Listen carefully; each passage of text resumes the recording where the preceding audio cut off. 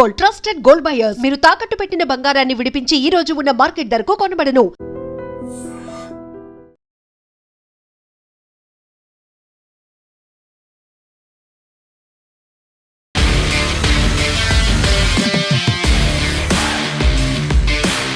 నమస్తే, welcome to I dream weekend update with Kavitha. దేశంలో 4 రాష్ట్రాల్లో ఒక కేంద్రపాలిత ప్రాంతానికి ఎలక్షన్స్ జరిగాయి. రిజల్ట్స్ వచ్చాయి. ఆ తర్వాత బోల్డ్ అంతా హై డ్రామా నెలకొంది. వెస్ట్ బెంగాల్లో క్లియర్ మెజారిటీ వచ్చినటువంటి బీజేపీ గవర్నమెంట్ని ఫామ్ చేయబోతోంది. సువేందు అధికారి సీఎం అనేటువంటి మాట కూడా వచ్చింది. కేరళకి సంబంధించి ఎల్డీఎఫ్ పోయి ఇప్పుడు యూడీఎఫ్ కూటమి రాబోతోంది. అక్కడ కాంగ్రెస్ కీలకమైనటువంటి రోల్ ప్లే చేస్తోంది అనుకున్నప్పుడు వామపక్షాల ఉనికి లేకుండా పోయిందా అనేటువంటి ఒక భావన కూడా వస్తోంది. తమిళనాడు పాలిటిక్స్ చాలా ఇంట్రెస్టింగ్గా కనిపిస్తున్నాయి. విజయ్ సీఎం అవుతాడా? అవుతే ఎవరి మద్దతుతో అవుతాడు? ఆ ప్రభుత్వం ఎంతకాలం ఉంటుంది? నిజంగా విజయ్ తప్పు చేశాడు అనేటువంటి అనాలిసిస్లు వినిపిస్తున్నాయి. ఈ 3 రాష్ట్రాల గురించి మాట్లాడుకుందాం. మనతో పాటుగా ఉన్నారు పొలిటికల్ అనలిస్ట్ వి ప్రకాష్ గారు. ప్రకాష్ గారు నమస్కారం.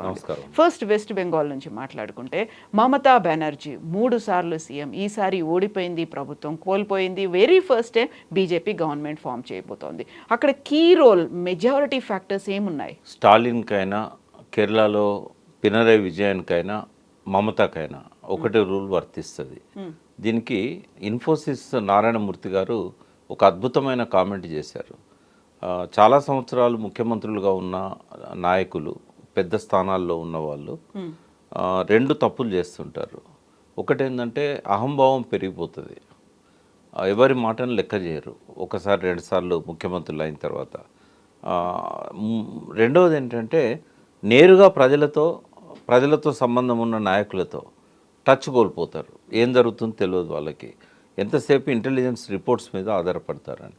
ఇదే మాట నేను కేసీఆర్ గారు ప్రభుత్వం కోల్పోయాక నెక్స్ట్ డే నేను నారాయణమూర్తి గారిని కోట్ చేస్తూ నేను చెప్పాను, వీళ్ళకు కూడా అదే వర్తిస్తుందమ్మా. ఇక్కడ ఏమైందంటే స్టాలిన్ అది ఆయన కొడుకు అక్కడ ఇంపార్టెంట్ రోల్ ప్లే చేస్తున్నాడు. ఆ కుటుంబము అనేది చాలా కాలంగా రాజకీయాలలో ఉన్నా కూడా ఇప్పుడున్న జనరేషన్ ఏంటంటే కుటుంబాలు రావడాన్ని వెల్కమ్ చేస్తారు, కానీ ఆధిపత్యాన్ని వెల్కమ్ చేయరు. కేటీఆర్ ఇక్కడ మన మంత్రి కావడాన్ని ఎవరు తప్పు పట్టలేదు. ఆయన డైనమిక్ రోల్ను కూడా అప్రిషియేట్ చేశారు. కానీ కుటుంబ పెత్తనము ప్రభుత్వంలో పెరిగిపోతున్నదనే మెసేజ్ ఏదైతే పోతుందో ఈ స్లైట్ డిఫరెన్స్ అర్థం చేసుకోవాలి.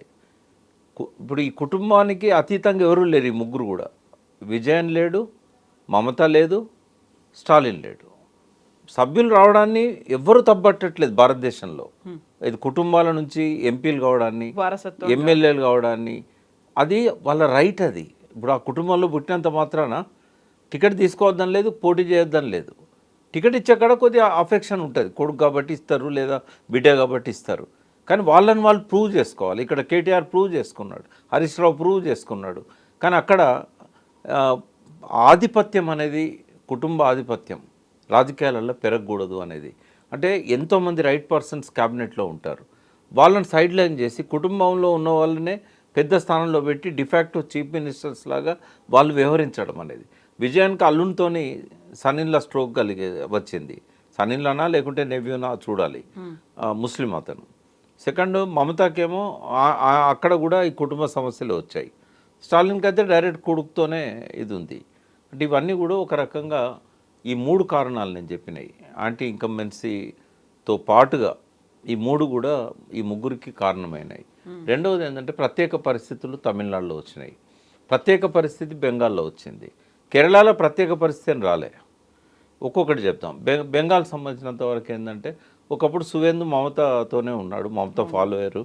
అయితే ఫెరోషియస్ స్ట్రగుల్స్ ఏవైతే మమత చేసిందో వాటి గ్రౌండ్ ప్రిపేర్ చేసింది సువేందు. ఆయన వదులుకోవడం అనేది మమత చేసిన పెద్ద తప్పు. అయితే మమతకు కూడా ఏమైందంటే ఫస్ట్ టైం 2011లో ఆమె ముఖ్యమంత్రి కాగానే అహంకార ధోరణి అనేది అక్కడి నుంచి స్టార్ట్ అయింది. సరే 3 టర్ములు ఆమె కంటిన్యూ గెలిచారు. బెంగాల్, కేరళలో చాలా తెలివైన రాజకీయవేత్తలు, ప్రజలు, ఎడ్యుకేటెడ్సే కాకుండా what Bengal things today, India things tomorrow అన్న స్థాయిలో ఫ్రీడమ్ స్ట్రగుల్ నుంచి కూడా, ఇప్పుడే కాదు సుభాష్ చంద్రబోస్ కాలం నుంచి కూడా అది ఉంది. ఎంతోమంది నోబెల్ ప్రైజ్ విన్నర్స్ అక్కడే ఉన్నారు, అమర్త్య సేన్ కావచ్చు అంతకుముందు. అయితే వీళ్ళందరూ కూడా బెంగాల్ కొంచెం డైనమిక్ పాలిటిక్స్ ఉంటాయి. అయితే బెంగాల్లో స్వాతంత్రం వచ్చిన తర్వాత ఒక 25 సంవత్సరాలు మాత్రమే కాంగ్రెస్ పరిపాలన చేసింది, కంటిన్యూగా 20 years, 47 to 67. తర్వాత 67లో మొదటిసారి లెఫ్ట్ ఫ్రంట్ అధికారంలోకి వచ్చింది. మళ్ళీ 72లో Siddhartha Shankar Ray, one of the best chief minister of the country, Congress party నుంచి. He was the last chief minister in 1977. ఈ లాస్ట్ పవర్ 70 ఏళ్ళు ఆ పవర్ కోల్పోతే ఏకధాటిగా 34 సంవత్సరాలు 2011 దాకా Jyoti Basu, Buddhadeb Bhattacharya, CPM led government. అప్పుడు మమతా వచ్చిన తర్వాత మళ్ళీ కంటిన్యూగా 3 టర్ములు. అంటే కేరళ లాగా ఎవ్రీ 5 yearsకు మారే పరిస్థితి అక్కడ లేదు. తమిళనాడులో కూడా అట్లే మారేది. బట్ బెంగాల్ అట్లా కాదు, స్టేబుల్ గవర్నమెంట్స్ ఉన్నాయి. బట్ అక్కడ ఏమైందంటే ఈ దేశంలో మొదటి 25 సంవత్సరాలు పరిపాలన చేసిన కాంగ్రెస్ మార్జినలైజ్ అయింది. అసలు వాళ్ళ ఉనికిని కూడా వాళ్ళు కాపాడుకోలేని పరిస్థితి. దినదినము సంవత్సరాల కొద్దీ దిగజారిపోతున్నారు. ఆడ ప్రణబ్ ముఖర్జీయే 77లో కాంగ్రెస్ సిద్ధార్థ్ శంకర్ రాయ్ గవర్నమెంట్ పోయిన తర్వాత ప్రణబ్ ముఖర్జీ పార్టీ పెట్టాడు అక్కడ. I think 87. అంటే మన రాజీవ్ గాంధీ ఆయనను పక్క సైడ్ లైన్ చేశాడు. రాజీవ్ గాంధీ ప్రైమ్ మినిస్టర్ ఉన్నప్పుడు ప్రణబ్కి ఇవ్వలేదు, ఇవ్వకపోతే ఆయన సొంతంగా పార్టీ పెట్టుకున్నాడు, డిపాజిట్స్ రాలే. అటువంటి డైనమిజం ఉన్న బెంగాల్లో మమతా వచ్చి 15 సంవత్సరాలు పరిపాలన చేసింది. అయితే ఆమెకున్న నెగటివ్స్ ఏవైతే ఉన్నాయో టాలరేట్ చేయలేని స్థాయికి వెళ్ళిపోయినాయి. ఆల్టర్నేట్ అక్కడ స్పేస్ చాలా క్రియేట్ అయింది. అయితే ఆ స్పేస్లో కాంగ్రెస్ తిరిగి పుంజుకోలేకపోయింది. యంగ్ డైనమిక్ లీడర్స్ లేరు ఆ పార్టీ. కాంగ్రెస్ అధిష్టానం కూడా ఫోకస్ చేయలేకపోయింది దాని మీద. రెండవది ఏంటంటే బీజేపీ మొదటి నుంచి కూడా పట్టుదలతో ఉంది, ఒక్క బెంగాల్లో మనం వచ్చినామంటే భారతదేశంలో మనకు తిరుగు ఉండదు అనేది. అది చాలా ప్రెస్టేజియస్గా తీసుకున్నారు అమిత్ షా కానీ మోడీ గారు కానీ. ఏమైనా చేసి ఈసారి రావాల్సిందే. పోయినసారే వాళ్ళు చాలా వరకు దగ్గరకు వచ్చారు, క్లోజ్ నెక్ టు నెక్ వచ్చాయి. సో వాళ్ళకు ఒక హోప్ అనేది కనబడ్డది. ఈ 5 years దాన్ని వాళ్ళు చాలా హిడెన్గా అండర్ గ్రౌండ్గా చాలా వర్క్ చేశారు వాళ్ళు. ఒక బీజేపీ వర్క్ స్టైల్ అనేది ఎవరికి అర్థం కాదమ్మా. ఎందుకంటే బీజేపీ చేసేది తక్కువ ఉంటుంది, ఆర్ఎస్ఎస్ దానికి ఉన్న 87 అనుబంధ విభాగాలు చేసేది చాలా ఎక్కువ ఉంటుంది. ఏ ప్రాంతాన్ని వదిలిపెట్టలేదు. వనవాసి కళ్యాణ్తో అడవులలో ఆదివాసుల దగ్గర నుంచి మొదలుపెట్టి విద్యార్థుల దాకా ఏది వదిలిపెట్టలేదు వాళ్ళు. నార్త్ ఈస్టర్న్ స్టేట్స్లో అదివరకే స్ట్రాంగ్ ఉన్నారు వాళ్ళు ఇక్కడ ఫోకస్ చేయడం అనేది ప్రధానంగా ఉంది. రెండవది ఇక్కడ సిపిఎం సిపిఐ అనేటివి వాళ్ళ మధ్య తగాదాలతోనే భారతదేశంలో వాళ్ళు కంప్లీట్గా ఉనికి కోల్పోతున్నారు. అంటే ఒకప్పుడు జాతీయ పార్టీలు అవి, ఇప్పుడు జాతీయ పార్టీల స్థానాన్ని కూడా కోల్పోయేది. సిపిఐ అయితే పోగొట్టుకున్నది, సిపిఎం చెక్ చేయాలి, వాళ్ళకు కూడా పోయినట్టే అనిపిస్తున్నది. అంటే ఆ మినిమమ్ నంబర్ కూడా రావట్లేదు ఎలక్షన్ కమిషన్ దగ్గర జాతీయ పార్టీగా వాళ్ళది కంటిన్యూ చేసుకోవడానికి. సో వాళ్ళిద్దరూ ఒకటై ఉంటే బెంగాల్లో కొంత స్ట్రాంగ్ అయ్యే అవకాశం ఉండే. వాళ్ళ మధ్య విభేదాలు, పరస్పరం పోటీలు, ఇట్లాంటివన్నీ కూడా పొత్తు కలిసినా కూడా మెటీరియలైజ్ కాకపోవడాలు, తర్వాత కాంగ్రెస్తో అంటగాగడాలు, ఇట్లాంటివన్నీ ఒక స్పేస్ మాత్రం బీజేపీకి లాస్ట్ 10 yearsలో స్లోగా క్రియేట్ చేసుకుంటూ వచ్చాయి. ఇక యాంటీ ఇన్కంబెన్స్ ఆడ బెంగాల్లో ఎవరు ఇష్టపడరు బీజేపీని. బట్ ఇంకా గత్యంతరం లేదు అనే పరిస్థితి వచ్చినప్పుడు బెంగాల్ ఇంటలెక్చువల్స్ ఏరియాలలో కూడా, ఎడ్యుకేటెడ్స్ ఉన్న ఏరియాలలో కూడా వన్ సైడ్గా బీజేపీకి గెలిచింది. ఇవన్నీ కూడా మమతా ఓటమికి కారణాలు. వీటితో పాటుగా ఈసీ నామ ఏదైతే తప్పు పడుతున్నదో, అవును, నా పోరాటం బీజేపీ మీద కాదు, ఎలక్షన్ కమిషన్ మీదే అనేది. ఈసీ స్వభావాన్ని కోల్పోయింది. అంటే కాన్స్టిట్యూషనల్ పోస్ట్లో ఉన్నవాళ్ళు ఏ పార్టీకి పక్షపాతంగా ఉండకూడదు. కానీ కావాలని చెప్పి సుప్రీంకోర్టు దాని పాత్రను తగ్గించేసి కేవలము అమిత్ షా ఆఫీస్లో పనిచేసిన వాళ్ళను, మోడీ ఆఫీస్లో పనిచేసిన వాళ్ళని తీసుకొచ్చి ఎలక్షన్ కమిషన్లో పెట్టారు. అపోజిషన్ నామినల్ అయిపోయింది అక్కడ. కాంగ్రెస్ ప్రతినిధి ఎవరైతే ఉంటారో, అంటే మెయిన్ అపోజిషన్ నుంచి కూడా, పార్లమెంట్లో ఉన్న మెయిన్ అపోజిషన్ పార్టీ నుంచి కూడా ఒక రిప్రజెంటేటివ్ని సెలెక్ట్ చేసేటప్పుడు వాళ్ళకు లిస్టు పంపుతారు. ఆ లిస్టు కూడా రాత్రి 10 గంటలకు పంపించి మార్నింగ్ 10 గంటలకు మీటింగ్ పెట్టి 300 పేర్లో 200 పేర్లో పంపి ఫైనల్ చేయమంటే వాళ్ళు ప్రొటెస్ట్ చేశారు. ఈ రాత్రి మేము ఎట్లా చేస్తాం, షార్ట్ లిస్ట్ చేసి పంపాలి కదా. ఇదంతా ఎలక్షన్ కమిషన్ను కంప్లీట్గా బీజేపీ తన చేతుల్లో పెట్టుకున్నదని మమతా చేసిన ఆరోపణ 100% కరెక్ట్. సర్ ఏదైతే ఉన్నదో అది ప్రక్షాళన కోసం వచ్చినా కూడా అది ఒక పక్షపాత ధోరణితోని ముస్లిం ఓటర్స్ను టార్గెట్ చేస్తున్నదని చెప్పడానికి ఎటువంటి 0.01% డౌట్ కూడా లేదు. కాకపోతే అందులో 90 లక్షల దాంట్లో తీసేస్తే 60 లక్షల మంది హిందువులే ఉన్నారు, తీసేసింది 30 లక్షలే కదా. అడిషనల్గా 36 లక్షల మంది యాడ్ అయ్యారు, వాళ్ళే క్రూషియల్ రోల్. ఇక్కడ తేడా ఎంత 4%. కదా. ఇప్పుడు గెలిచిన బీజేపీకి ఓడిపోయిన మమతకు మధ్యలో 4% తేడా. 41% ఆమెకు వచ్చింది, 45% ఆ 30 లక్షల మంది ముస్లిమ్స్ ఉన్న తర్వాత హిందూస్ది ఏంటంటే డబుల్ ఎంట్రీస్ ఉంటాయి. అంటే సర్ చేసేటి అన్నీ తప్పని నేను అనట్లేదు, కానీ పక్షపాత ధోరణి కనబడుతుంది. ముస్లింల పట్ల చిన్న స్పెల్లింగ్ మిస్టేక్ ఉన్నా కూడా తీసేయడం అనేది, వాళ్ళకి అవకాశం ఇవ్వకపోవడం అని. ఇప్పుడు ఇక్కడ కూడా అమ్మా, ఇప్పుడు 10th దాకా టైం ఇచ్చారు, ఈ 10th క్లోజ్ అవుతున్నది. ఎంతమంది ముస్లిమ్స్ ఎన్రోల్ చేసుకున్నారు? మొన్న మీటింగ్ పెట్టింది ఎలక్షన్ కమిషన్. వాళ్ళు ఏమంటారంటే, మీరు మా దగ్గరకు వచ్చి కరెక్షన్ చేయాలి, మేమెందుకు అప్లై చేసుకోవాలి అంటే వాళ్ళకి ఆ అజ్ఞానం ఉన్నది. ఓటర్ కార్డుకున్న ఆధార్ కార్డుకు తేడా చాలా ఉంటుంది, అక్షరాలలో కానీ దీనిలో కానీ. ఇంటెన్షన్ ఎట్లున్నా కూడా కంప్యూటరైజేషన్లో ఏమైందంటే అది యాక్సెప్ట్ చేయాలి. అంటే వాళ్ళని ఎవరు ఎడ్యుకేట్ చేయాలి? ఇప్పుడు బూత్ కమిటీస్లో బూత్ ఆఫీసర్స్ దగ్గర పోయి వాళ్ళు ఎన్రోల్ చేసుకోవాలి, లేదా ఆన్లైన్లో ఎన్రోల్ చేసుకోవాలి. ప్రతి బూత్కి మెయిన్ పొలిటికల్ పార్టీస్కి అవకాశం ఇచ్చారు. వీళ్ళు ఎక్కడ వర్క్ చేస్తున్నారమ్మా? ఏ పార్టీ ఆ పార్టీ నాయకుల చుట్టూ తిరగడానికి సరిపోతుంది తప్ప ఓల్డ్ సిటీలో పోయి ప్రతి ముస్లిం ఇంటికి పోయి ఓ బీఆర్ఎస్ అతను ఓ కాంగ్రెస్ అతను చేస్తున్నారా? ఇవన్నీ బీజేపీకి ప్లస్ పాయింట్స్ అవుతున్నాయి. అంటే నేను అనేది ప్రధానమైన ఓటమికి ప్రధాన కారణాలలో నేను దాన్ని పెట్టాను, బట్ వన్ ఆఫ్ ది రీజన్గా చెప్పగలుగుతాం. ప్రధాన కారణం యాంటీ ఇన్కంబెన్సీ, మమత యొక్క అహంకార ధోరణి, కుటుంబ పెత్తనాలు, ఇవన్నీ కూడా ప్రధాన కారణాలు ఉంటాయి. ఇందులో ఇవన్నీ కూడా ఏంటంటే సబ్సిక్వెంట్ రీజన్స్ అవుతాయి. ఇది బెంగాల్ సంబంధించింది. ఒకసారి బీజేపీ ఆడ స్థిరపడ్డదంటే ఇంకొక 10-20 ఏళ్ళ దాకా ఇంకో పార్టీ రాదగడ. ఆడ సిపిఐ మార్జిన్లదేనే కాంగ్రెస్ పోయింది. ఒక మమత ఉన్ను బీజేపీ తప్ప నెక్స్ట్ 20 years ఇంకో పార్టీ ఉంటుందని నేనైతే అనుకోవట్లేదు. మరి తమిళనాడులో కూడా ఇలాగే వేళ్ళూనికి పోయాయి, కాకలు తీరిన తల పండినటువంటి ద్రవిడ పార్టీలు అనేవి ఉన్నాయి. వాటన్నిటినీ కాదని అప్పటికప్పుడు ఆవిర్భవించి అవతరించినటువంటి విజయ్కి పట్టం కడుతున్నాయి అనుకున్నప్పుడు జస్ట్ ఒక 10 అడుగుల దూరంలో ఆగిపోయాడు. ఆ మెజారిటీ అనేది రావట్లేదు. విజయ్కి అక్కడ పరిణతి అనేది తగ్గిపోయిందా, లేకపోతే ఒక స్ట్రాటజీ అనేది లేకుండా పోయిందా? పోల్ మేనేజ్మెంట్ ఎలా అయితే చేశారో, స్ట్రాటజీ ఎలా అయితే చేశారో, ఇప్పుడు గవర్నమెంట్ ఫామ్ కోసం అలాంటి స్ట్రాటజీ లేదా, మిస్ అయిందా? ఇన్ఎక్స్పీరియన్స్ అనేది ప్రధానంగా కనబడుతూ ఉంది. రెండవది ఏంటంటే కాంగ్రెస్ విజయ్ కోసం కూడా కొంత ఎఫర్ట్స్ పెట్టాల్సి ఉండే. ఇప్పుడు వాళ్ళు తలబడిన రాజకీయ నాయకులు, ఈ రెండు పార్టీలు లేని రోజుల్లో కాంగ్రెస్ ఉంది కదా, కాంగ్రెస్లో సీనియర్స్ కూడా ఉన్నారు. వాళ్ళు ఆ స్ట్రాటజీ ప్లే చేసి అన్నా డిఎంకే నుంచో కొంతమందిని బయటికి లాగడము ఇట్లాంటివి జరుగుతూ ఉన్నాయి కదా. విజయ్ ఏంటంటే యంగ్, అంటే ఆయన యంగ్స్టర్స్ అంతా ఆయన ఎందుకు ఇష్టపడ్డారు? ఒక కొత్త రక్తం వస్తున్నది రాజకీయాల్లోకి. తర్వాత సినిమాలలో ఆయన ఆరాధ్యుడు, తిరుగులేని ఆధిపత్యం ఉంది సినిమా రంగంలో. భారతదేశ వ్యాప్తంగా ఆయనకు ఫ్యాన్స్ ఉంటారు.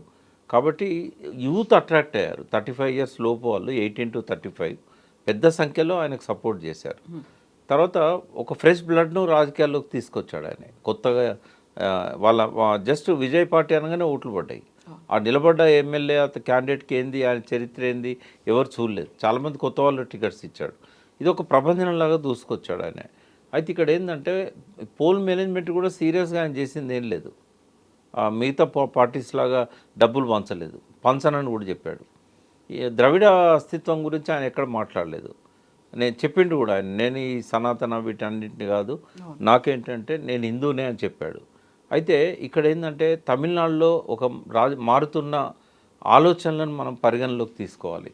అంటే చాలా సంవత్సరాలు, దాదాపు 100 సంవత్సరాలు పెరియార్ రామస్వామి నాయకర్ మొదలుపెట్టినప్పటి నుంచి ఆ జస్టిస్ పార్టీ, తర్వాత అన్నా పెట్టిన పార్టీ డిఎంకే, తర్వాత ఎంజి రామచంద్ర కరుణానిధికి మధ్యలో విభేదాలు రావడం 1967లో మొదటిసారి. అంటే Kamaraj last chief minister Tamil Nadu. Kamaraj ఎప్పటి వరకు 62 నుంచి 67 వరకు.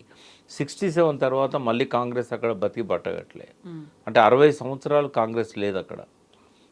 అందులో నుంచి ఎప్పుడైతే అన్నా డిఎంకే వచ్చిందో, అన్నాదురై పేరు మీద 72లో ఎంజి రామచంద్రన్ ఎప్పుడైతే పార్టీ పెట్టాడో ఈ రెండే స్థిరపడ్డాయి అక్కడ. అయితే వీళ్ళు లేకపోతే వాళ్ళు. కరుణానిధికి ఆయనకు మధ్యలో ఎప్పుడు ఉండేది. తర్వాత జయలలిత ఆ పార్టీ పగ్గాలు చేపట్టిన తర్వాత మధ్యలో ఎంజీఆర్ వైఫ్కి ఇచ్చారు. ఆయన చనిపోగానే. కానీ ఆమె రాజకీయాలకు అంత పెద్ద ఇంట్రెస్ట్ చూపెట్టలేదు. నెక్స్ట్ టర్మ్లో జయలలిత ఆ పార్టీ ప్రెసిడెంట్ అయింది, సీఎం కూడా అయింది. జయలలిత ఉన్నంత కాలం ఈ 2 పార్టీలు తప్ప 3వ పార్టీకి ఎక్కడ కూడా అవకాశం రాలే. జయలలిత ఎప్పుడైతే చనిపోయిందో ఆ పార్టీ స్ప్లిట్ అయిపోయింది. ఆ స్ప్లిట్ కావడము, ఆమె మేనల్లుడు అని చెప్పే ఆ దినకరన్, ఓ పక్క శశికళ, అంతకుముందున్న చీఫ్ మినిస్టర్, వాళ్ళంతా కూడా ఏంటంటే ఒక అండర్స్టాండింగ్ లేకుండా ఎవరికి వాళ్ళు దుకాణాలు పెట్టుకున్నారు. పళనిస్వామి. అయితే ఏఐడిఎంకేలో ఒక బలమైన నాయకత్వం లేకపోవడం అనేది ఒక వ్యాక్యూమ్ క్రియేట్ చేసింది. తర్వాత స్టాలిన్ మీద యాంటీ ఇన్కంబెన్సీ చాలా వచ్చింది. ఈ 2 కూడా విజయ్కి చాలా అనుకూల అంశాలుగా మారినాయి. ఎందుకంటే విజయ్ ఒక కొత్త రక్తం సినిమా క్రేజ్ ఉంది. మరి అదివరకు కమల్ హాసన్ విజయ్ కంటే ఎక్కువ క్రేజ్ ఉన్న నటుడు. అంతకుముందు విజయకాంత్ వచ్చాడు. అయితే ఆ టైంలో స్పేస్ లేదు. విజయ్ వచ్చినప్పుడు ఆ స్పేస్ క్రియేట్ అయింది. ఎన్టీ రామారావుకు స్పేస్ ఎట్లా క్రియేట్ అయిందో విజయ్కి అట్లా క్రియేట్ అయింది అక్కడ. కానీ ఏమైందంటే అప్ టు ద మార్క్ రాలేదు. రాకపోయేసరికి ఏంటంటే తను కూడా మెయిన్ స్ట్రీమ్ పొలిటికల్ పార్టీస్ లాగానే మ్యానిపులేషన్ చేయగలిగితే ఇమీడియట్గా అయిపోయేది. బట్ ఎందుకో ఆయనకు అనుభవం లేకపోవడమో, ఆయన వెనకాల ఎవరు మెంటర్స్ లేకపోవడమో, లేదా విజయ్ని రానియద్దని చెప్పి బీజేపీ చాలా సీరియస్గా ప్లానింగ్ చేయడమో. ఇప్పుడు గవర్నరు రెండు రకాల డిస్క్రిప్షన్ ఉంటుంది గవర్నర్కి.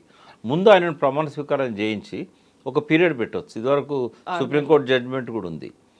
ఆయన డిస్క్రిప్షన్ అది 2 నెలల్లో 1 నెలలో టైం ఇచ్చి సెషన్ కాల్ఫర్ చేసి నీ మెజార్టీని నిరూపించుకో, ముందు ప్రమాణ స్వీకారం అయితే చేయించాలి కదా. కాబట్టి అది డిలే కావద్దనే ఉద్దేశంతో గవర్నర్ ఆ నిర్ణయం తీసుకోవచ్చు. కానీ బీజేపీ వెనకాల నుంచి కంట్రోల్ చేస్తున్నది. విజయ్ ఒకసారి వచ్చిందంటే ఆయన కొట్టడం కష్టమవుతుంది. కాబట్టి డిఎంకే అన్నా డిఎంకేతోనే వాళ్ళకి ఫ్లెక్సిబిలిటీ ఉంది. అన్నా డిఎంకేతో అలయన్స్లో ఉన్నారు.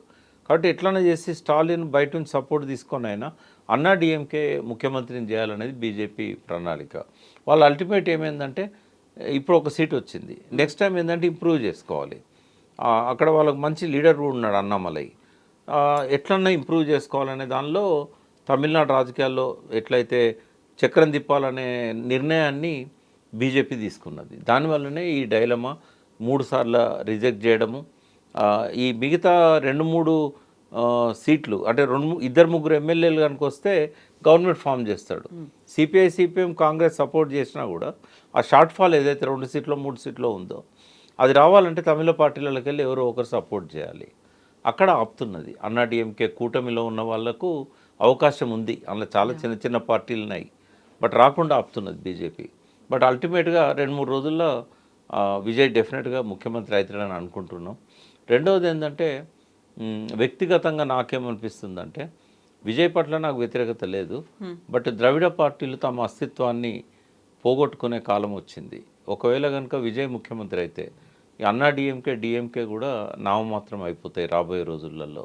అంటే పెరియార్ రామస్వామి నాయకర్ భావజాలం అనేది రాబోయే 1-2 డెకేడ్స్లో కంప్లీట్గా ఎలిమినేట్ అయ్యే పరిస్థితి కనబడుతూ ఉంది. ఎందుకంటే స్టాలిన్ అయినా అన్నా డిఎంకేలో జయలలిత ఉన్నా కూడా యంగ్ జనరేషన్లోకి ఆ భావజాలాన్ని తీసుకోకపోవడంలో దాదాపు ఫెయిల్ అయ్యారు. దాన్ని కాపాడారు కానీ దాని కింది జనరేషన్ తీసుకుపోలేదు. నెక్స్ట్ జనరేషన్ లాంగ్ స్టాండింగ్ అనేది ఉంది. ఒక గవర్నమెంట్ కాకపోతే ఇంకో గవర్నమెంట్ అవే 2 పార్టీలు మార్చి వస్తాయి అనుకున్నప్పుడు దాని మీద విసుగెత్తారా, లేకుంటే మీరంటట్టుగా వాళ్ళ ఐడియాలజీని కోల్పోయారు, అక్కడ ఉనికి లేకుండా రూట్స్ నుంచి దూరం అయ్యారు? ఐడియాలజీని కోల్పోతున్నారు క్రమంగా. యంగ్ జనరేషన్ మీద దాని ప్రభావం లేదు. ఇప్పుడు ఆ భావజాలను ఎవరు ప్రచారం చేయడం లేదు. ఇప్పుడు అక్కడ రిజర్వేషన్ లేదు కానీ అప్పర్ క్యాస్ట్ సీట్లు అడుకోవాల్సి వస్తుంది. మా అప్పర్ క్యాస్ట్కు మీరు ఒక 4 సీట్లని ఇవ్వరా అంటే ఎక్కడ రిజర్వేషన్ లేదు. లోకల్ బాడీ కింది నుంచి పై దాకా లోకల్ బాడీస్లలో కూడా బీసీ రిజర్వేషన్ లేదు. కానీ 90% బీసీ ఎస్సీ ఎస్టీలే ఉంటారు. అందులో కూడా ఇప్పుడు జరిగినటువంటి ఎలక్షన్స్ లో బ్రాహ్మణులకు ఎవ్వరూ ఇవ్వలేదు, కేవలం విజయ్ మాత్రమే ఒకటి ఇచ్చాడు. అంటే అక్కడ అస్తిత్వం అనేది ఒకసారి పోతే ఆ రాష్ట్రం కూడా అన్ని రాష్ట్రాల్లాగానే అయిపోతుంది. ఇప్పటిదాకా స్ట్రాంగ్గా నిలబడ్డది ద్రవిడ అస్తిత్వం. అయితే ఒక అది కాపాడుకోవాలంటే ఉన్న ఒకే ఒక్క మార్గం స్టాలిన్ ఉన్న అన్నా డిఎంకే కలిసి గవర్నమెంట్ ఫామ్ చేయాలి.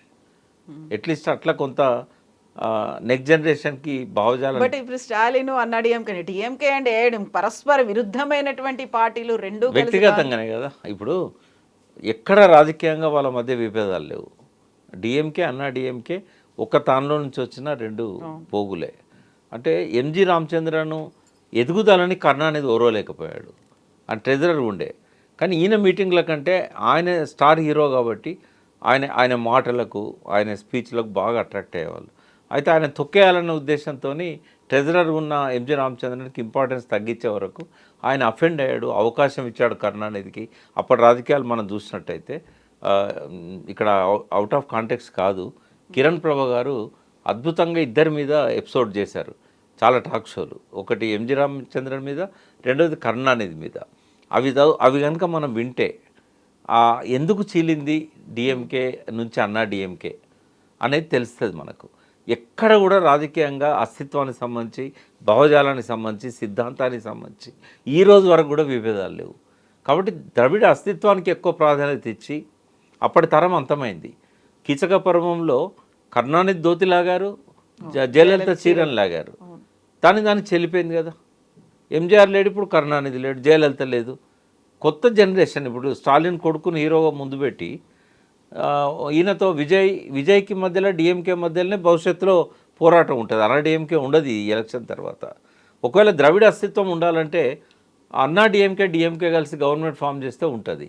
బట్ సాంప్రదాయంగా ఏంటంటే విజయ్కి అవకాశం ఇచ్చారు కాబట్టి, అంటే బీజేపీ ఉద్దేశం కూడా ఏంటంటే ఈ 2 పార్టీలని కలిపి గవర్నమెంట్ ఫామ్ చేయాలని. బట్ ఎంతవరకు బీజేపీ సక్సెస్ అయితే అనేది చూడాల్సిన అవసరం ఉన్నది. ఇప్పుడు ఈ టర్మ్ లో విజయ్ అవుతాడా లేదా ఈ సిచ్యువేషన్? 90% విజయ్కి అవకాశాలు అనేది. ఇద్దరు వస్తే చాలు కదా. ఒకరు రాకపోయినా కూడా ఆయనకు ఫ్లోర్లో ప్రూవ్ చేసుకోమని అవకాశం ఇచ్చినప్పుడు ఒక ఇద్దరికి మంత్రి పదవులు ఇస్తానంటే వస్తారు కదా. ఏముందల్లా ఇక్కడ తలసాని గేలేదా కేసీఆర్ గారు? టీడీపీ నుంచి గెలిచిన అతనికి మెజారిటీ ఉన్నా కూడా ఇచ్చాడు కదా. 88 మంది ఎమ్మెల్యేలున్నా కూడా. అంటే ఇక స్పీకర్కి చెప్పి మేనేజ్ చేయాలి, దాన్ని డిస్క్వాలిఫై చేయకుండా. ఏదో జరుగుతుంది. ఇప్పుడు విజయ్ అందరూ ఆస్పైర్ చేసి ఇతను రావాలని అనుకున్నప్పుడు ప్రజా తీర్పును తప్పకుండా గౌరవించాలి. స్టాలిన్ చాలా హుందాగా చెప్పాడు, నేను ప్రజా తీర్పును గౌరవిస్తున్నా, ఐ వెల్కమ్ దట్ స్టేట్మెంట్. ద్రవిడ భావజాలం పక్కకు పెడితే ఆయన చాలా సిన్సియర్గా ఆ స్టేట్మెంట్ ఇచ్చాడు. చాలా తక్కువ మంది ఉంటారు అట్లా రాజకీయాలలో. కాబట్టి నేను అవకాశం ఉన్నా తను ముఖ్యమంత్రి కావడానికి, నేను ప్రజల తీర్పు ప్రకారంగా విజయ్ ముఖ్యమంత్రి కావాలనుకుంటున్నా, నేను అన్నా డిఎంకేతో కలిసి ఫామ్ చేయను అని చెప్పాడు. కాబట్టి అది మంచి స్టేట్మెంట్, అది దానికి కట్టుబడి ఉండాలని కోరుకుంటున్నాను. ఇప్పుడు కాకపోయినా ఫ్యూచర్లో అయినా డిఎంకే ఏఐడిఎంకే 2 కలిస్తే తప్ప అక్కడ అస్తిత్వం అనేది విజయ్ ఏకఛత్రాధిపత్యం ఉంటుంది మళ్ళీ 2-3 టర్ముల దాకా. నెక్స్ట్ మనం కేరళకు వచ్చినప్పుడు ఏంటంటే కేరళ పాలిటిక్స్ గురించి ఒకసారి. ఎగ్జాక్ట్లీ, అక్కడ కేరళ ఇప్పుడు ఫస్ట్ వెస్ట్ బెంగాల్ పోయింది, తర్వాత త్రిపుర పోయింది, ఇప్పుడు కేరళ కూడా పోయింది. అంటే వామపక్ష భావజాలం లేకుంటే వామపక్షాలే ఇండివిజువల్గా ప్రభుత్వాన్ని ఏర్పాటు చేస్తాయి అనేది పోయింది. ఇక్కడ తమిళనాడులో ద్రవిడ పార్టీల అస్తిత్వం అనుకున్నప్పుడు వామపక్షాల అస్తిత్వం అనేది లేకుండా పోయింది. మళ్ళీ రివైవ్ అవ్వలేవు, రీజనరేట్ అవ్వలేవు అనేది నిజమేనా? అంటే ఫ్యూడలిజం బాగా డామినేట్ చేసిన రోజులలో పోరాట సంస్థలకు పోరాడే ప్రజలు మద్దతు ఇచ్చారు, నిలబడ్డారు, ప్రాణత్యాగాలు కూడా చేశారు వాళ్ళ కోసం. అయితే సమాజంలో వస్తున్న ర్యాపిడ్ చేంజెస్ వల్ల ఈ జనరేషన్కి ఏంటంటే ప్రత్యక్ష దోపిడీ అనేది కనబడతలేదు, లేదు కూడా, అంతా పరోక్ష దోపిడే కదా. ఇప్పుడు ఐటీ టెక్నాలజీ ఇవన్నీ అడ్వాన్స్ అయిన తర్వాత ప్రత్యక్షంగా ఇప్పుడు ఆ రోజులలో కదా తీసుకెళ్ళి చంపడము, లేకపోతే కొట్టడము, లేకుంటే హింసించడం, ఇట్లాంటివి ఏవి కూడా ప్రత్యక్షంగా మనకు తేయాకు తోటల్లో పనిచేసే వాళ్ళు కావచ్చు, లేకుంటే కూలీలు కావచ్చు, వలస కూలీలు, ఇట్లా ఫిజికల్ వైలెన్స్ అనేది చాలా వరకు తగ్గింది. కాకపోతే కేరళలో వైలెన్స్ ఉండేది అనేది లెఫ్ట్ పార్టీలకి, రైట్ వింగ్ ఆర్ఎస్ఎస్ లేదు, వీళ్ళందరికీ కూడా ఉండేవి, చంపేసేవాళ్ళు, కాళ్ళు చేతులు. ఇప్పటికి కూడా ఇప్పుడు ఈవెన్ విజయన్ కమ్యూనిస్టు పరిపాలన అయినా ఎన్కౌంటర్స్ జరిగాడు, మరి ఫేక్ ఎన్కౌంటర్స్. అది కూడా ఒక కారణం. విజయన్ వాస్తవంగా one of the best CM Vijayan. ఈ 10 yearsలో మనం చూసినట్టయితే భారతదేశాన్ని అద్భుతంగా పరిపాలించిన ఒక 10 మంది ముఖ్యమంత్రులను తీసుకుంటే అందులో విజయన్ ఉంటాడు. మీకు గుర్తుండాలి, కేటీఆర్ కూడా ఒకరోజు ఒక నేషనల్ ఛానల్కి ఇచ్చిన ఇంటర్వ్యూలో మీకు నచ్చిన బెస్ట్ సీఎం ఎవరు ఇప్పుడున్న వాళ్ళల్లో అంటే విజయన్ పేరు చెప్పాడు. అంటే వెల్ఫేర్ విషయంలో కానీ, ఆయన ఎకానమీని హ్యాండిల్ చేసిన విషయంలో కానీ, అడ్మినిస్ట్రేషన్ విషయంలో కానీ one of the best CM ఆయనే. 2-3 ఆరోపణలు ఆయన మీద వచ్చాయి. ఆయన అధికారంలోకి వచ్చినాడు 1.2 lakh crore అప్పు ఉండే, 1,20,000 కోట్లు. ఇప్పుడు అది 4,50,000 కోట్లకు పోయింది. మరి డెవలప్మెంట్ చేయాలంటే అప్పు తీసుకోవాల్సిందే కదా. అయితే అది వాళ్ళ జిఎస్డిపిలో ఓన్లీ 38%. బట్ ఏం చూస్తున్నారు, 10 ఏళ్ళల్లో 3 రెట్లు చేశాడు అప్పును. కాంగ్రెస్ ఎప్పుడు ఏం చేస్తుందంటే సంపద ఎంత సృష్టించిండు అనేది చూడది. అప్పు చేసిండు అని చెప్పేసి అది ఒక ప్రధానమైన అస్త్రమైంది కాంగ్రెస్కి. రెండవది తెలంగాణలో ఎట్లయితే కర్ణాటకలో విపరీతమైన హామీలు ఇచ్చేది అమలు చేయట్లేదో, ఇప్పుడు కేరళలో కూడా అదే చేశారు వాళ్ళు. ఫ్రీ బస్సు 6 గ్యారంటీలు ఏవైతే ఉన్నాయో వాటినే రిపీట్ చేశారు అక్కడ. ఆయన ఇచ్చిన దానికంటే కొద్దిగా ఎక్కువ 25 లక్షల హెల్త్ కార్డు ఇట్లాంటివన్నీ, పెన్షన్స్ కూడా కొన్ని పెంచారు. ఇవన్నీ హామీలు ఇచ్చారు వాళ్ళు. ఈ హామీలు మరి ప్రజలు అక్కడ నమ్మినట్టున్నారు. రెండవది 10 ఏళ్ళు ఉండేసరికి యాంటీ ఇన్కంబెన్సీ సహజంగా వస్తుంది. అంత ఎడ్యుకేటెడ్ ఓటర్స్ కదా. యాంటీ ఇన్కంబెన్సీ అనేది కూడా విజయానికి ఒక శాపమైంది. ఆయన గెలిచిండు కానీ గవర్నమెంట్ గెలవకపోవడానికి ఇవన్నీ కూడా ఒక ప్రధానమైన కారణాలు. కాంగ్రెస్లో ఏంటంటే కొంత యూనిటీ కనబడ్డది ఈసారి. అంటే వీళ్ళంతా సీఎం పోటీలో 3-4 ఉన్నా కూడా ఎలక్షన్ల ప్రీపోల్లో మాత్రం ఒక యూనిటీ వాళ్ళ మధ్యలో కనబడింది. స్ప్లిట్స్ ఏం లేవు. సేమ్ టైం ఎల్డిఎఫ్లో మాత్రం విజయన్ పార్టీకి సంబంధించి సిపిఐ సిపిఎంలో గొడవలు వచ్చాయి. వాళ్ళ మధ్య యూనిటీ అనేది రిఫ్లెక్ట్ కాలేదు ఎలక్షన్స్లో. అందులో మరి ఇండిపెండెంట్స్ వచ్చారా, మనం డీప్గా పోతే తప్ప సిపిఐ సిపిఎం మధ్య ఎందుకు సింక్ కాలేదని. ఆఖరి మీరు అడిగిన ప్రశ్న ఏంటంటే రాబోయే రోజుల్లో దేశవ్యాప్తంగా సిపిఐ సిపిఎం వాళ్ళ విధానాలను రివ్యూ చేసుకొని వాళ్ళిద్దరు ఒకటే అయితే కనుక మళ్ళీ ఆ సిపిఎం తన అస్తిత్వాన్ని రద్దు చేసుకొని ఉమ్మడి సిపిఐగానే మళ్ళీ ఉన్నట్టయితే, ఎందుకంటే ఎప్పుడో 64లో చీలిపోయిన తర్వాత బలహీనపడ్డారు. అందులోకెళ్ళి ఎంఎల్ గ్రూప్స్ చాలా బయటకు వచ్చాయి, నామరూపాలు లేకుండా పోయినాయి. కొన్ని వేల మంది ఎన్కౌంటర్స్లో చనిపోయారు, ఇంక్లూడింగ్ పీపుల్స్ వార్. ఇవన్నీ కూడా అందులో నుంచి వచ్చినాయి. మళ్ళొక్కసారి 50-60 సంవత్సరాల హిస్టరీని రివ్యూ చేసుకొని ప్రకాష్ కారత్ కానీ సీతారాం యేచూరి ఉన్నప్పుడు ఆయన ఆశించిండు ఒకటైతే అని, బట్ ఆయన లేడు ఇప్పుడు. కాబట్టి వీళ్ళు బృందా కారత్, ప్రకాష్ కారత్ లాంటి సీనియర్స్ ఉన్నారు. వాళ్ళతో పాటుగా అన్ని రాష్ట్రాల్లో కూడా కొంత మెచ్యూర్డ్ లీడర్స్ ఉన్నారు.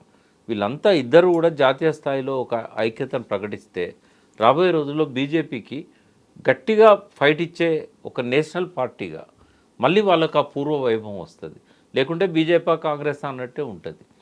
అయితే కాంగ్రెస్కును బీజేపీకి మధ్య ఒక అండర్స్టాండింగ్ ఏంటంటే ప్రాంతీయ పార్టీలను కిల్ చేయడం.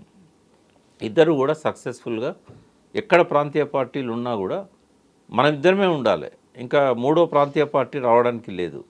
ఆ స్ట్రాటజీ మాత్రం వాళ్ళిద్దరి మధ్య పరోక్షంగా అండర్స్టాండింగ్తో పోతున్నారని నాకు అనిపిస్తుంది. సో ఇప్పుడు కేరళకి సంబంధించి సీఎం రేవంత్ రెడ్డి కీలకమైనటువంటి పాత్ర పోషించారు. నీ సమయం ఆసన్నమైంది, దిగిపో విజయ్ అనే మాట డైరెక్ట్గా మలయాళంలోనే రేవంత్ రెడ్డి చెప్పారు. అక్కడ క్రూషియల్ రోల్, ఆ తర్వాత సెలబ్రేషన్స్ ఇవన్నీ అయ్యాయి. అదే రేవంత్ రెడ్డి ఇప్పుడు తమిళనాడుకి సంబంధించి ఎన్నికైనటువంటి 5 కాంగ్రెస్ ఎమ్మెల్యేలని హైదరాబాద్ తీసుకొచ్చారు. వాళ్ళని తాజ్ కృష్ణ హోటల్లో ఉంచారనేది, క్యాంపింగ్ అనేది జరుగుతుంది. ఎందుకంటే హార్స్ రైడింగ్, పోచింగ్ అనేది లేకుండా ఉండడానికి. సో అక్కడ తమిళనాడులో కూడా మన కాంగ్రెసే కీ రోల్ ప్లే చేయబోతోంది. అంటే సీఎం ఇప్పుడు సిద్ధరామయ్య ఆయన ఇటువంటి ఇష్టపడాడు, ఆయన సోషలిస్ట్. ఇప్పటికి కూడా మొన్న నేను మాజీ సోషలిస్టులంతా కాన్ఫరెన్స్ పెట్టుకొని నన్ను కూడా పిలిచారు, జస్టిస్ సుదర్శన్ రెడ్డి, మేమంతా పోయినాం. సిద్ధరామయ్య స్పీచ్ చూసినప్పుడు, ఆయన బిహేవియర్ చూసినప్పుడు ఆయన ఇంకా ఆ సిన్సియారిటీతోనే ఉన్నాడు. రేవంత్ రెడ్డి లాగా ఆయన ఇవన్నీ చేయడు. కాబట్టి ఇక వాళ్ళకు ఉన్న దిక్కు ఎవరు? ఈయనే కదా. ఇక మొత్తం దేశంలోనే ఒక డైనమిక్ సీఎంగా రాదు అనుకున్న పార్టీని అధికారంలోకి తెచ్చిన వ్యక్తిగా ఇక్కడ ఉన్న పాత నాయకత్వాన్ని అంతా కూడా ఆర్డర్లో పెట్టి తను పరిపాలన చేస్తున్నాడు. కాబట్టి కాంగ్రెస్కు ఒక రే ఆఫ్ ది హోప్ ఆయనే. బట్ నేషనల్ పాలిటిక్స్లో కాంగ్రెస్కు ఒక బలమైన నాయకుడు అంటే ఎవరు? రేవంత్ రెడ్డే కదా. ఏ ఎలక్షన్ వచ్చినా ఆదుకుంటున్నది రేవంత్ రెడ్డే కదా. కాబట్టి ఆయన దూకుడు సహజంగానే, ఆయన ఆయన ఆయన ఆలోచనలు, ఆయన మాటలు అన్నీ కూడా అగ్రెసివ్గా ఉంటాయి. ఇక్కడ మనం చూస్తుంటాం. ఏమున్నది, మలయాళంలో స్క్రిప్ట్ రాసుకొని మాట్లాడవచ్చు ఆయన ఇంగ్లీష్లో ఆ పదాలను. బట్ ఏది ఏమైనా ఆయన దేశవ్యాప్తంగా ఇప్పుడు పాపులర్ అవుతున్నాడు. కేరళ పాలిటిక్స్లో ఆయన మాట్లాడిన మాటలు వాళ్ళకి ప్లస్ అయినాయి. అదే బీహార్లో ఆయన మాట్లాడిన మాటలు నెగిటివ్ అయినాయి. మరి ఇప్పుడు తమిళనాడులో ఏం చేస్తారు? తమిళనాడు విషయానికి వచ్చినప్పుడు ఏంటంటే ఆయన ఎమ్మెల్యేస్ని ఎవరు ఎత్తుకపోకుండా బీజేపీ అడిదిక్కుంది కాబట్టి బీజేపీ ఏదైనా చేయగలుగుతుంది. కాంగ్రెస్ని అక్కడ ఖతం చేయడానికి ఈ 5 కూడా ప్యాకేజ్ ఇవ్వగలుగుతుంది. 5లో 3 పోతే లెజిస్లేచర్ పార్టీ కలిసిందని చెప్తారు కదా. కాబట్టి ఆ ముందు జాగ్రత్త కోసం తీసుకొచ్చి పెట్టుకున్నాడు. బట్ అక్కడ కాంగ్రెస్ విజయ్తో ఉంది కాబట్టి ఇప్పుడు ఎలక్షన్లప్పుడు లేకున్నా డిఎంకేతో ఉన్నా కూడా ఇప్పుడు విజయ్తో ఉన్నది కాబట్టి వాళ్ళు సక్సెస్ అవుతారని అనుకుంటున్నాను నేను. ఈ 5 మిగతా ఎమ్మెల్యేల సంఖ్య వచ్చినాక ఆయనే స్వయంగా తీసుకుపోయి రాజ్భవన్ తీసుకెళ్తాడు. చూద్దాం ఎలాంటి గవర్నమెంట్స్ ఫామ్ అవుతాయి, ఎలాంటి పరిపాలన ఉంటుందో కూడా. Thank you. Thank you so much. Thank you.